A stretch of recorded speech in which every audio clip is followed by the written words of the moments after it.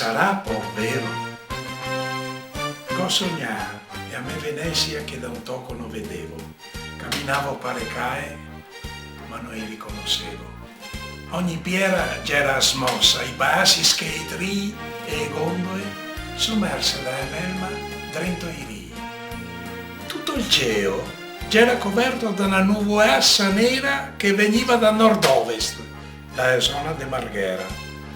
Gran montagne d'escoasse adornava i fondamenti. Della città che ricordavo non mi resta proprio niente, che tristezza.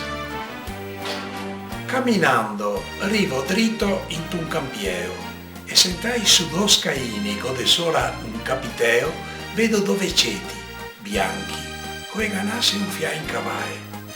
Più coi barba risa e folta e il gaunaria patriarcae, e altro secco, picoeto, e il gaun farta fureghi. I me vede, i si alza ad asio e si curva in un inchin. Cari, veci pittoreschi dei campiei veneziani, pare quasi scampai fuori da copioni goldoniani. Su, guardè qua, sta Venezia che si inquina, che sprofonda, che immarsisse, e se scorre per il tempo, e sotto onda.